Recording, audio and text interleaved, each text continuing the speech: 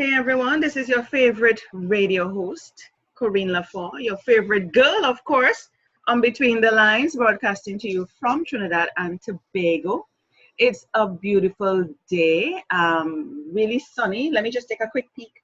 Yeah, the sky is blue, the clouds are puffy and nice like cotton balls. I mean, it's just absolutely awesome. And I always start my show off like this, being thankful, being grateful. I'm glad to be alive. I'm glad to be here, which says to me that my purpose is not yet over, right? My God is not done with me yet. And I know He still has a lot in store for me, bigger things to come. Yay.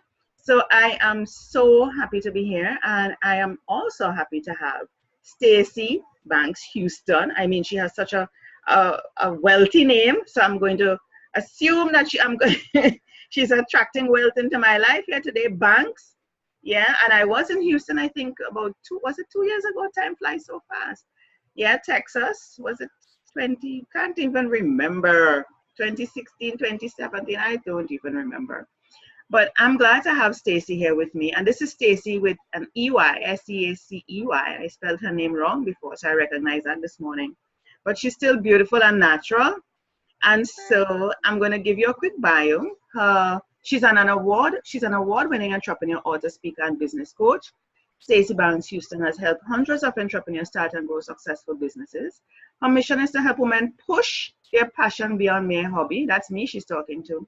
Hustle hard to build their business and enjoy the fruits of their harvest. That's me. As CEO of RSVP Consultants, Stacy continues to push her own passion for entrepreneurship through speaking engagements, private consulting and coaching sessions, as well as hosting seminars and workshops for entrepreneurs. And today we're talking about turning your hobby into a profit, making that hobby of yours become a profit. So welcome, Stacy, to Between the Lines. Thank you, Corinne. I appreciate you having me on. I was listening to you this morning. I was like, oh, she's getting ready to preach this morning. So I was over here trying to hold it in like, okay, amen to that. I'm always preaching, girl. I'm always preaching in some way or form because I've discovered that one of my purpose, is to help others, to empower people, to inspire. And it is not a matter of me finding that within myself, but it's because of what people told me every time they came into contact with me. Yes. And I'm not only talking face-to-face, physical contact. When I was writing for the Jamaica Gleaner, I lived in Jamaica for 21 years. I got responses. People used to always email me back, and they always use those words with me. Corinne, you empower me, you inspire me, you're such, your energy is infectious, and I know my energy is infectious. And, people are like, they like to be around me, which can be a good or bad thing because it saps my energy. And I need to really stay away from those energy vampires, blood suckers, yes. Who sap in my energy, because they know that once they sap it, I build back up again. But, it really can be draining. And so, even before we came on the show live, we were talking about detoxing, and I just want to mention that because it would have an impact on our topic, turning your hobby into a profit. Detoxing is, people think when you hear detox, the first thing comes to mind is always health, your body, wellness. But wellness has taken on a different form. It's not just the physical. It's not just, your body. Wellness is all encompassing. It's spiritual, physical, emotional. And we were talking about people who are, you're grabbing something. Are you grabbing something? I was making sure my phone was turned off. Yeah, that's all right. Yeah, so people who we need to remove from our lives, I think is the biggest detox that we can do, because once we remove them from our lives, everything else becomes lighter. There's more clarity. You're able to see your vision more clearer and have that energy, because they're not sapping from you anymore. They're not negative. They're not, So even if you do the physical, you may do the spiritual, the people that is really, sapping, taken away from you, you really need to get rid of them. And I think that's the first place we need to start. Go through our list. Yeah, go through our list and say, you know what, I remember our relationship. I need to cut you out. Boom, take it out. That kind of thing. I don't know what your thoughts on this is and how it can relate to really turning your hobby into a profit. Mm-hmm. I mean, I think that is key first before you even think about taking your hobby into a business and Mm-hmm. trying to profit out of it. You have to do some self-reflection Mm-hmm. first. And You sound I, low, Stacy. Could you talk up a little bit or get closer to no, your mic? sorry, I was saying that you have to kind of detox and take a self-reflection Yeah. before you even, turn your hobby into a business and into a Mm-hmm. profitable business. Yeah. I present a workshop called Passion Over Distraction, Mm. and we talk about some of the distractions that are out here and that you've got to let them go before you even move forward with your passion. And some of those distractions are people, Mm-hmm. the naysayers, the people who Mm. say, oh, keep your day job, or that Mm. idea is already out there, or Mm-hmm. do you have experience to do that. That negative talk is draining. It is draining. And for someone who's starting a business and has never done that before, they already have to battle the fear of stepping out and That's right. that faith, doing that faith walk. And so Mm-hmm. you just don't need to have that in your ear. So you really have to put on blinders and stay focused Mm-hmm. before you can even, really go forward into starting your business. Yeah, blinders and earmuffs. Blinders, earmuffs, and armor. Head Mm-hmm. armor, earmuffs, you just cloak Yes, yourself. You cloak yes, yourself from head to foot. that's And right. and and the thing about it is that the people who are telling you these things, Stacy, they don't have a business. They don't but right? They They don't. don't have a business to give you any sort of expert Mhm. advice, That's right. right? So who the hell do they think they are?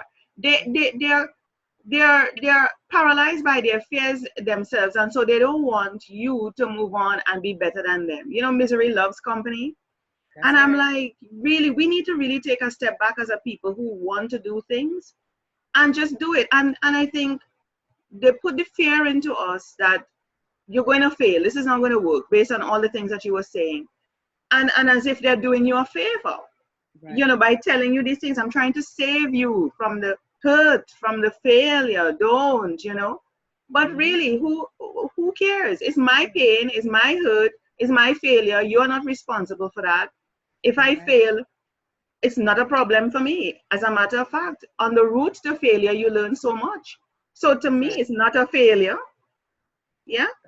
That's right. No, you're exactly right. And it's I posted something. I was reading a devotion the other day, and it's about daring. It's called Daring to Imagine, and it Mm. talks about our imagination and how as kids we just would imagine anything. We Of wouldn't think about course. fear. We want to be a princess, and that was the imagination. That's what we were going to be. We So had superpowers, Stacy. we had superpowers. Superpowers.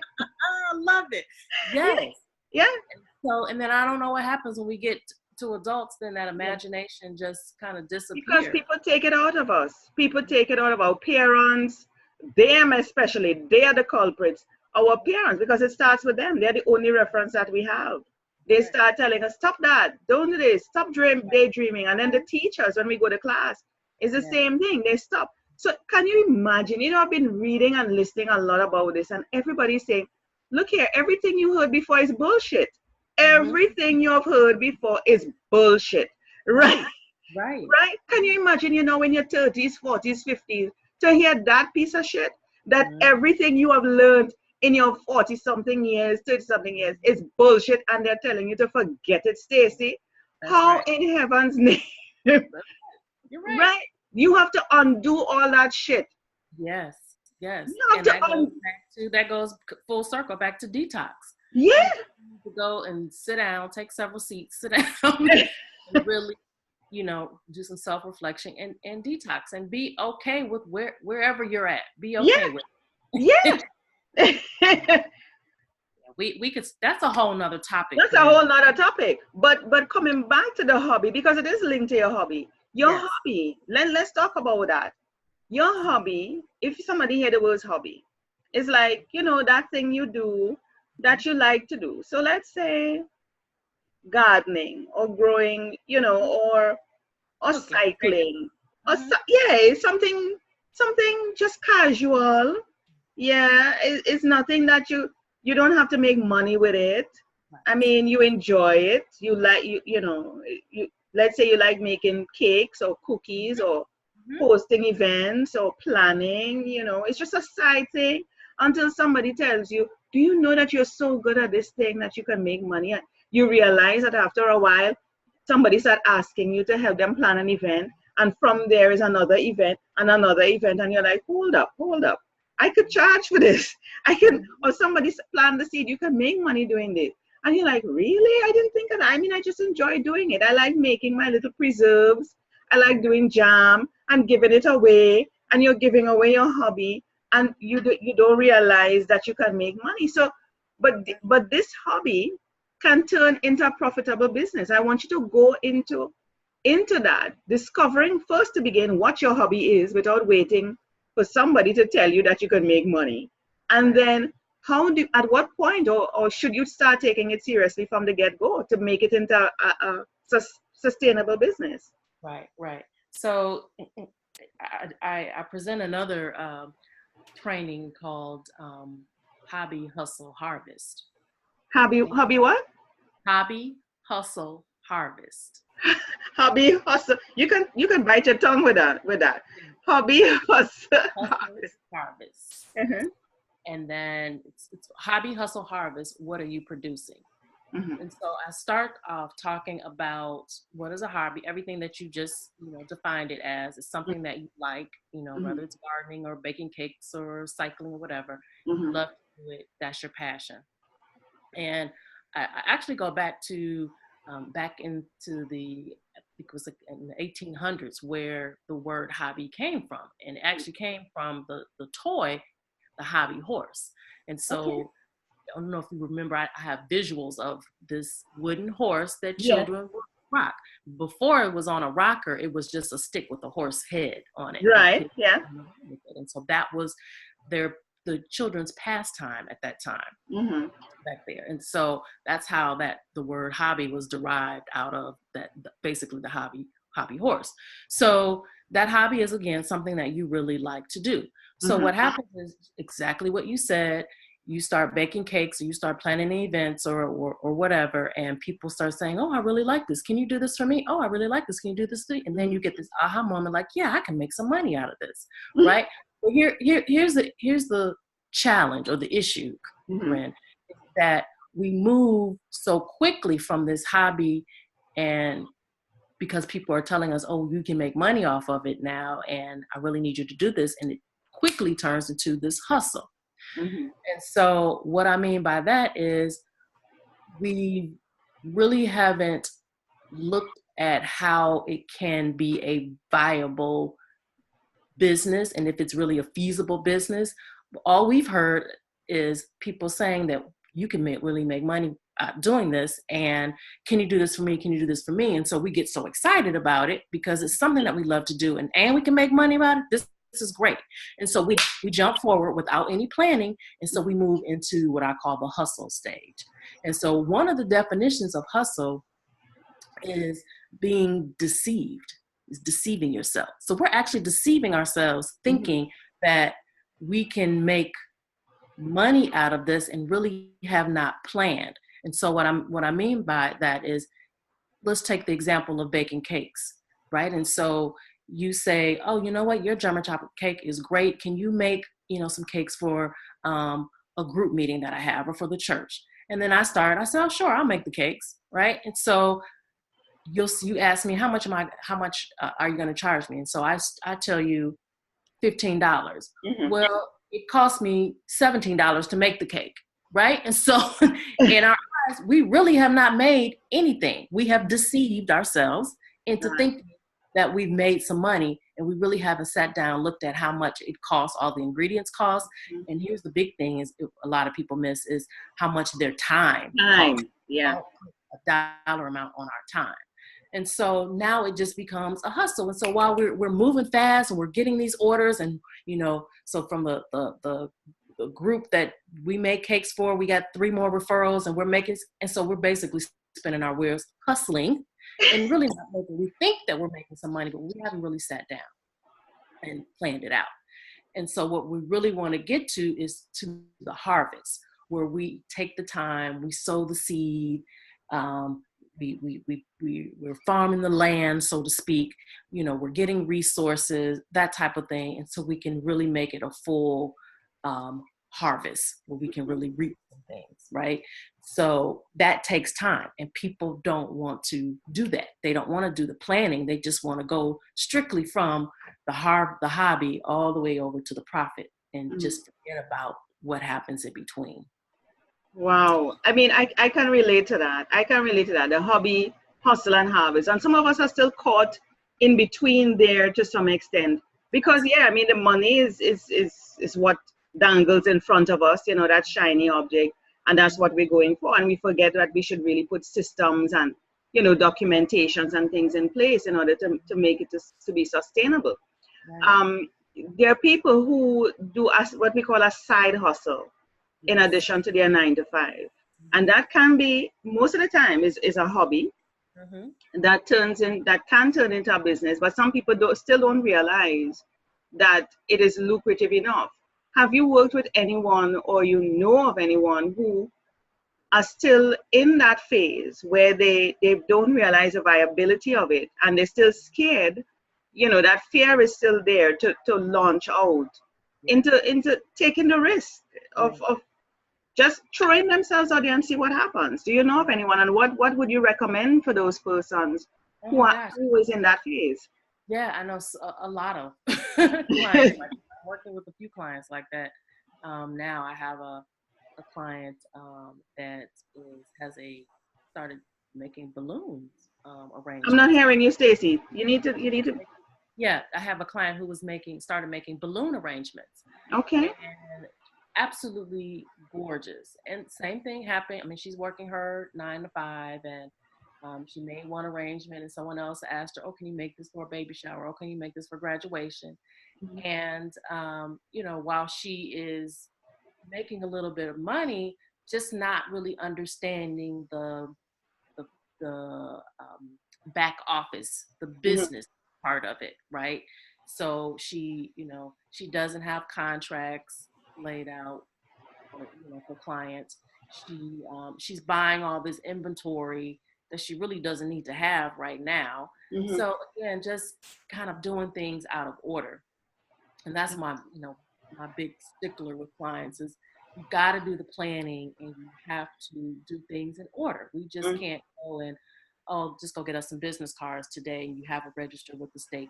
Go in, again, buy all this inventory, go buy some office space, rent some office space, and you don't have any revenue coming in yet. So sometimes we get in it, and that's, I can't blame people because that's the entrepreneurial spirit. That's the passion that you have. So you're just so excited, especially now since people have said, "Oh my gosh, I love your product or service, and you can really make some money off of this." So now that just, put some fire up under us. Right? So we're really excited, but we're so excited we forget to just sow the seed, relax for a minute, do some planning. Yeah. I mean, there are people who are at different, as I said, phases. Some people, I think what is happening, because it happened to me, and as an entrepreneur, you go back and forth. You go back and forth because you're still learning. That's the whole thing about an entrepreneurial spirit. You're still learning. You're like, I did this. I need to really sit down and spend the time. And that's the thing, spending the time, especially when you're a sole entrepreneur. It's just you alone managing everything, the creative person, the staff, everything is all in one person. The time to really sit down and put all these systems in place is quite difficult, especially when you're trying to make the money from the business. What would you suggest to persons to be able to structure their time, to be able to still be the mind, the creative person behind the business, marketing especially, because it's more 80-90% marketing in order to attract the clients, etc. How do you work out your time to be able to say, okay, I'm going to spend this amount of time to focus on the foundation of the business in order to make it sustainable. Um, and also what just came to me, Stacey, is that we don't think as entrepreneurs to be able to pass on the business. Anything can happen to us. That's the worst thing that can happen. You know, you get sick, the business can't carry on because it's you alone. What are what, you know, in terms of the time to spend, what would you also say to persons who need to put a system in place that the business goes on with or without them? Yes, yes. So I'm so glad you mentioned that, because I always talk to clients about an exit strategy when we Mm-hmm. start on the business, and people are like, why are we talking about exiting the business? I'm trying to start the business. Because I've seen so many clients that have kind of like maybe inherited businesses that Mm-hmm. family members have had, and they don't really want it. That's not their field. That's not their passion, because that family member didn't have a exit strategy. So I am big on business planning. I know some people say you don't need a business plan, or you don't have to have a huge business plan. No, you don't have to have a huge business plan, but I think with anything, you need to have a plan. Yeah. So you need to have a life plan, you need to have a financial plan. So absolutely, you need to have a business plan. And so I just would encourage people to sit down and write a business plan, kind of talk about, and I always say, your business plan is already up in your mind. Yeah. You just need to put it down on paper. We already have this vision. We talked about earlier, Yeah. Corinne, about imagination. Yeah. Yeah. So we already know what this business needs to look like. We just need to dump it out of our mind onto paper, and really start doing some research, and again, seeing if it's feasible.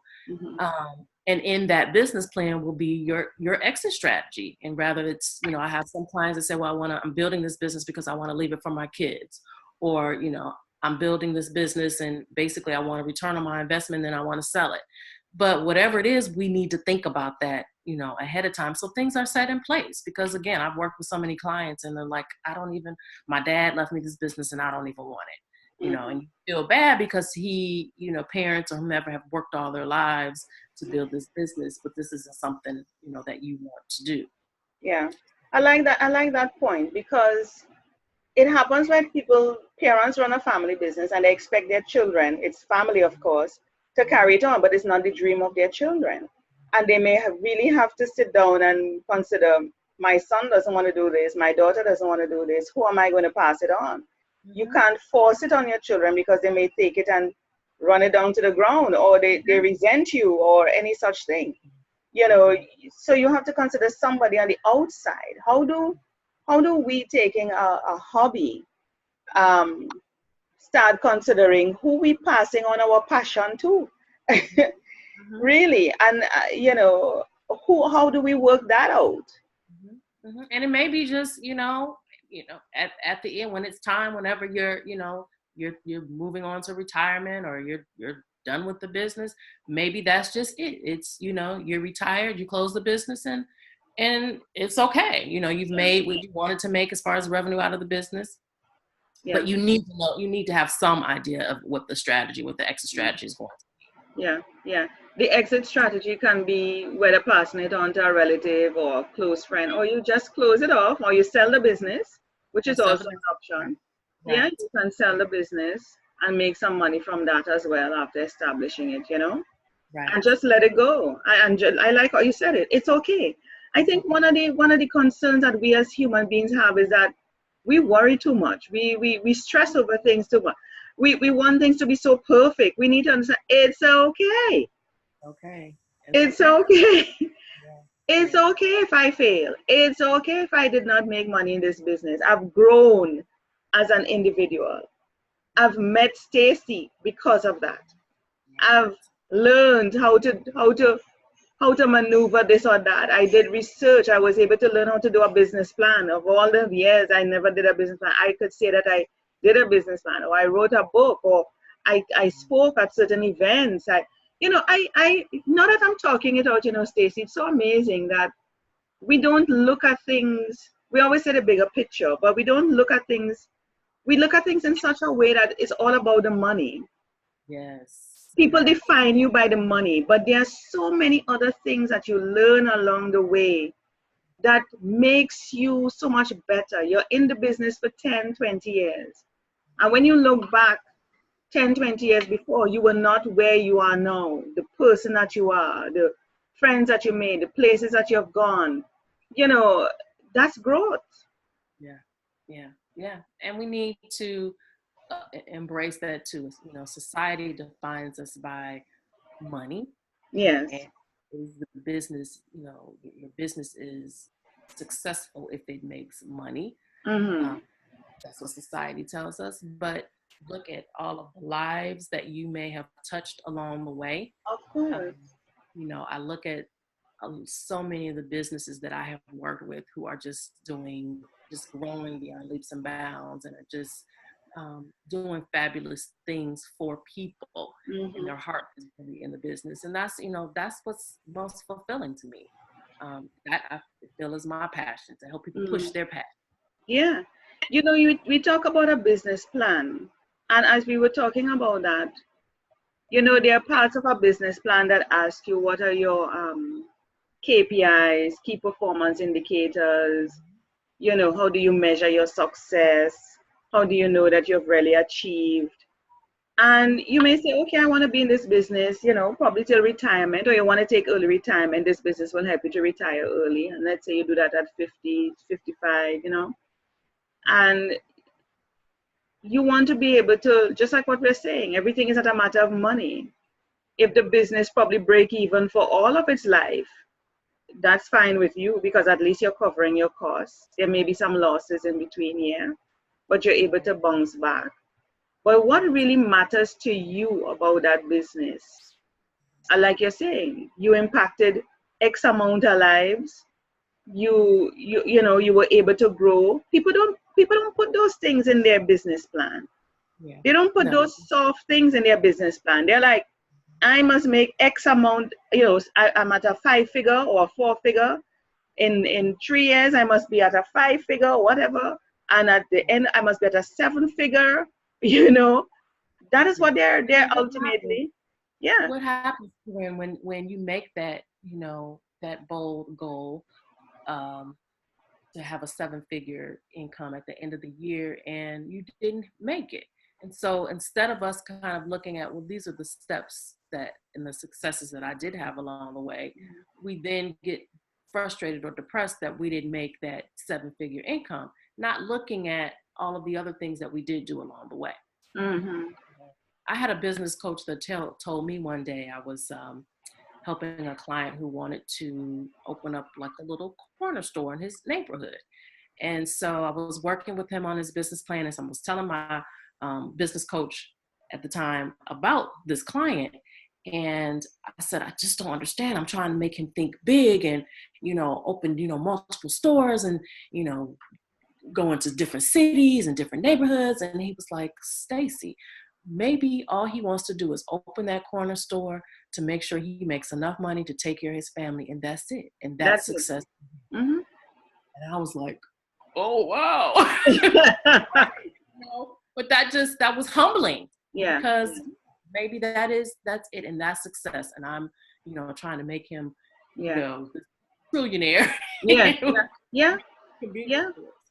No, that happens to me too. When I have that mindset that I'm always seeing much more than the person sees. And my mind goes into like, oh my gosh, into the universe. And I'm like, yeah, I can see this happening and that happening. You could do this. And they are not seeing that. They are not there. And sometimes we bring overwhelm to them, you know, by like, what? How you get so far? I am always seeing like 10, 15 years on the road and they're just seeing right now, you know, right now. You feel like as a coach, you need to, that's your role, is to help them see vision outside of what they're seeing. But sometimes we have to kind of reset. Yeah. Reset, that reset button, girl, that reset button. Oh, Jesus.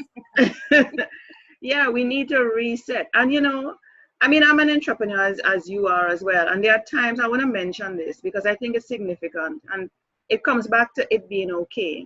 There are times I do nothing. There are times I do nothing. And I mean, your spirit tells you you have a lot of things to do. You know the things are in front of you. To do this is never ending. And there are times something just within you is like, I don't feel to do this today, or I don't, or the whole day after day, you're just not with it. And there are times you just get this burst of energy where everything is flowing, everything. And I just want to let people know, there is a reason for that. I can't really explain. I remember seeing some explanation for it at one point.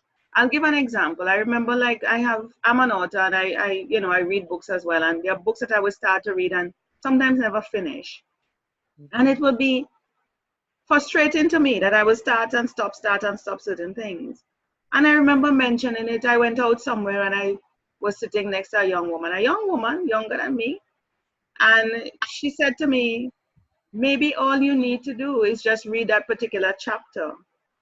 That whatever you had to get was in that particular chapter and you didn't need to move on. You needed that at that point. So don't feel bad that you didn't get to finish the book. When the time comes, you will go back into that book again and you will read what you're meant to read or are meant to get. So it's like, it's okay. Yeah, let me tell you something, Stacey. When that young lady said that to me, and I'm recalling it now, and my blood is crawling, I'm telling you, because of how it made me feel at the time. It was like something just moved within me. I was like, whoa. I said, let me tell you something. What you just said to me moved me in such a way I've never felt before. Because I am there beating up myself because I'm harsh on myself for not accomplishing certain things, for not finishing certain things, for not following through. I am like, I know I have something to do. Why am I not doing it? And she's like, no, you were meant to get that at that point. That is what you needed at that point. I love that because Corinne, I am the exact same way. Yeah. And I get frustrated with myself, like, why didn't you finish that book? And then we'll go, here's the funny thing, we'll go and spend hours in a bookstore just looking at books. I'm like, oh, I want this book, I want that. Yeah. I'm like, you know that you don't finish these books, but I love what you just said. Yeah. Yeah. You just needed that at that particular point. Because I have several books to finish. Several. And I mean, I'm making it public. And I'm like, why can't I? And there are some books that I would finish. It's not that it happened with all books, but there are some I would read from start to finish. It just engrossed me. But for whatever reason, I needed to, she when she said that to me, I said, it's okay. It's okay. So if you have a side business or you're building something or you have a hobby and you find it's not getting there fast enough, because you know how time ticks away, Stacey. Yes. Time ticks away and you're getting mad and you're like, God, I'm getting older. Time is going. I should have been further. You're beating up yourself. Don't. Yeah. When the time comes, you will get back on that. For whatever reason, you're not supposed to be on that wagon at that particular point. Right. Just let it go. Because maybe the universe is saying to you, I need you to be still right now. Yes, exactly. I need you to be still. Yeah, and even as an author, Corinne, there's probably books inside of you that that are out yet. Yeah. And I'm working with a client now and helping her with her book, and she is getting so frustrated because she's like, I'm having a writer's block. I was like, okay. She's like, but we're on the time frame. I was like, it can be moved. So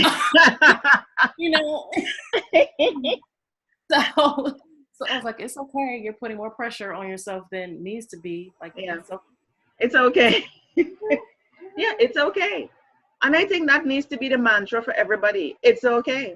It's okay. It's okay. It's okay. Somebody tells you something that may hurt you. It's okay. You didn't do what you were supposed to do.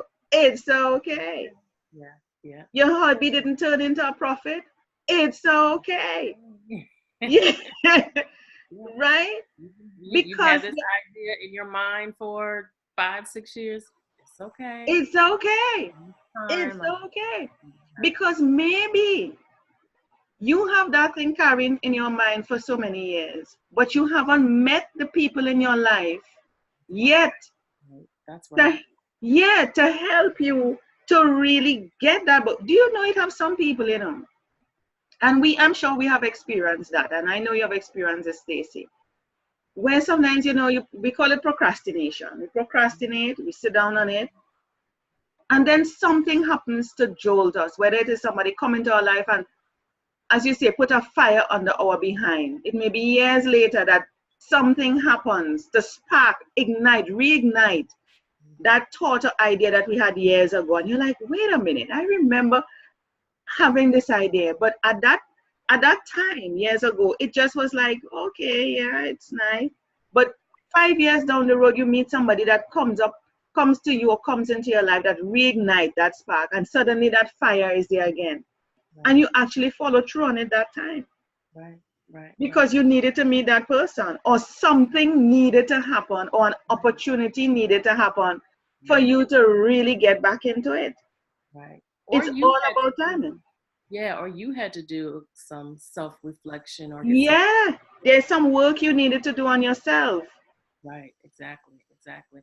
When I do business counseling with clients, I joke, but in all seriousness, I say our first initial session is like a couch session, and this is Mm-hmm. where let's just talk. Let's have a Let's life talk. Yeah. right now, because as a business coach, I cannot jump right into let's talk about the business plan and move No, no, no, no. you've got life stuff going on, and Yeah. just even as women, we are the everything. Yeah, that's right. We're the caregivers, we're the Yeah, moms, we're the yeah, yeah. spouses. We carrying it. We carrying it. Yeah. Exactly. And so we have to find time, even in between all of that, to Mm-hmm. even carve out some space to even work on some business. But if there's so much other stuff that's going on, we've got Yeah. to focus on that first. Yeah. So yeah, but it's okay. It's okay. We should rename this episode. It's okay. It's It's okay. it's okay. So Yeah. turning your hobby into a profit. I mean, people may think that we haven't really shared, tips in terms of, how to turn a hobby into profit, but we have. I think we have, because we want people to know it's okay if your hobby, determining what your hobby is, and you would know what your hobby is based on people telling you. From the time people start reeling you in and asking you for something that you're doing that you think is casual, that you enjoy, and people are requesting, it could be advice, a simple thing as advice. You can be such a great parent, and people look to you as a role model, and they'll be like, gosh, I have a son or a daughter, and I see you doing such a great job with your kids. How do you get your child to read? How do you get your son to be involved? How do you get your daughter to help you around the house? As simple things as that might be so insidious you don't even realize. And people are coming to you for advice. Or you're at the PTA, and people are saying, call on Stacey. She's will be a great speaker in terms of parenting, or how to do a side business, because I see her talking or whatever. Simple things. So what it calls for is being aware, a consciousness. You have to be so acutely aware. Just be still and listen, so that you can know what really is your calling, what really is your passion, what really can become sustainable, you know, and decide, marinate on it, spend some time to sit in the moment and decide, is this something I want to pursue seriously into a business? And you don't have to jump from hobby into a business. You take the time. You take the time, test it, see it, ask people, get feedback, that type of thing. You just don't know. So I don't know if there are any other tips you would want to share in terms of converting your hobby, or helping people to move from a hobby, into a profitable business. I leave it to you. I mean, we're talking all sorts of things, but people may feel that we're all over the place, but not necessarily if you really pay attention to it. No. And I think we focused a lot on kind of just like self-reflection Yeah. and understanding who you are and understanding your passion and your Yeah. purpose. All of that is key, before you even move forward. And then we talked about the planning part of it. I mean, I think that's next. You got a plan. You just don't jump. You don't, crawl and then next thing you're running. It just doesn't happen, right? So there has to be a plan along the way. Yeah. And then I would just say the other thing is ask. There's a chapter in my book, The Passion Plan, that talks about, it's called The Ask. And it basically gives you different scenarios that we as entrepreneurs need to ask people. Stacey, give me your website. Let me pull it up while you're talking so I can highlight your book. It's Stacey, Stacey BanksHouston.com. And so in that chapter, I give you different scenarios on either asking for money or asking for a referral or asking for testimonials. And just ask. Ask is seeking, always seeking knowledge. Yeah. Right? So love that. And so you're always seeking this knowledge. And if you don't ask, then you don't know. And if you do ask and they happen to say, yes, I'll give you a testimonial, yes, I can donate here, then you've made the ask and you've gotten what you wanted. So a lot of times we, again, as entrepreneurs, don't do that. We don't make the ask. Right. And so we, we don't get the things that we want. Yeah. So that would be the other thing. Ask someone to be a mentor to you. There's a lot of things out there that you get. So I would add that, alongside of the self-reflection, the planning, the ask. And you've got to do some research. You have to, rather it be, you mentioned surveys, or rather it's, doing some surveys or, going into the library or Googling some things, getting some statistics and some trends about the business or the idea that you have. Do the research, right? Yeah. And then, like I said, you always need some type of plan, and I believe some type of coach. I have life coaches and business coaches and financial coaches. So you need that, because you need somebody to think, because you're so involved in the business. This is your baby. Right? And so we're so careful with this baby. We only see what we see. So you need some other folks outside to kind of give you their opinion and guidance and direction. So, yeah. One of the things I want to mention about asking is that people have a fear of asking for, for help, asking for the sale. When you're in business, you need to ask for the sale. When you go into a store, there are tellers or people there, the customer service people that come to you, and you don't have a problem when people come to ask you for the sale. But when it's your business, you have a problem asking people for the sale. We need to get over this thing, and I think a whole course should be written in terms of asking and getting comfortable with asking for advice, asking for whatever it is, asking for the sale. Because how would you make money if you don't ask for it? You can't hide, you can't run. You have to. That is it seems to be an insurmountable challenge for some entrepreneurs. A fear that really cripples you at times, but you have to ask for the sale and get comfortable being bold enough to ask for the sale. You mentioned about doing research. Now, if I have let's say my cake, let's come back to a cake business. That is what my hobby is. And there are other people who are doing cakes in the community, yes, because, cakes is a popular thing. Should I really do the kind of research to find out what other people are doing, etc.? Because I think we have to be careful with that. Sometimes we, through osmosis, we tend to take in what other people are doing and take it in as if it's ours, as opposed, and suddenly we take it in and believe, yes, we want to do that too. We that's what we should do, when really that's not what we want to do, and it creates a sort of imbalance within us after a while. I'm like, we're like, I never really wanted to do my cakes like this. That person is doing my cakes like that. Why did I Why did I pull that as and believe that to be mine?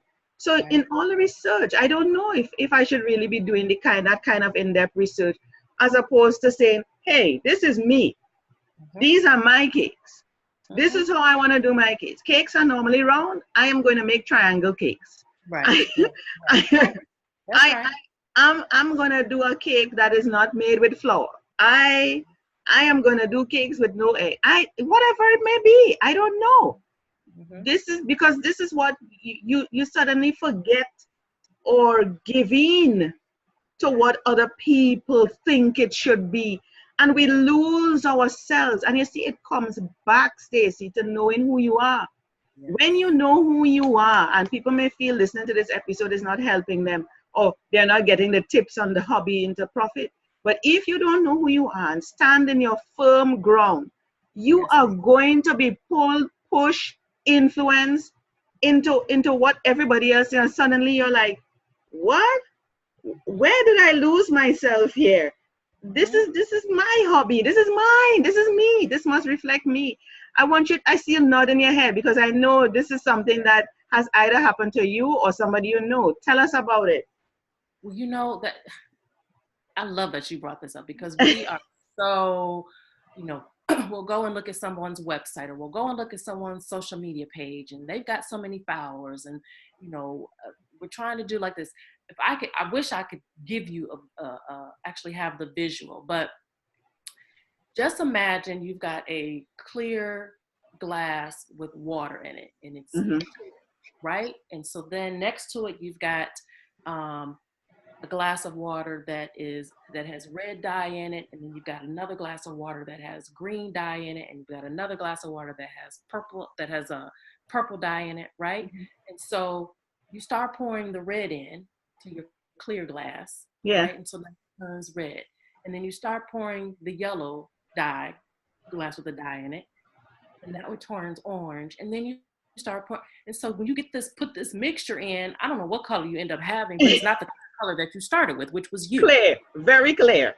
Yeah, very clear. Really. And so you were clear at one point, and then you started looking at all these other people. Oh, this red is pretty over here. Oh, this yellow, they look like they're really doing something. And then you've got some color that we don't even know. There's no clarity, right? And so not only do you not know who you are, your clients, your customers don't know who you are anymore.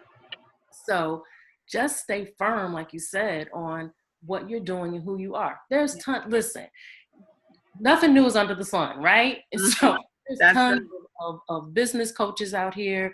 There's tons of bakers out here. There's tons of, you know, hair designers out here, but nobody can do it like you. Everybody has a designed purpose for their life. So nobody can do it like you. However, I want to add this, however, you do still need to take a look and see what your competition is doing, right? Because we just need to know, you know, what they're doing. There may be an opportunity to even do business with your competitors. Of course. Right? Because I'm doing these square cakes, these triangle cakes, or you're doing the triangle cakes and I'm doing square cakes, and I've got a client that really wants a square cake, and I don't do square cakes. So I'm calling her in because she's cool, right? Right. So there's still an opportunity to work with your competition. But so you still have to do, you know, some research, but just don't let it overwhelm you that you turn into somebody else. That's right. Yeah. Don't take it all in that you start losing who you are.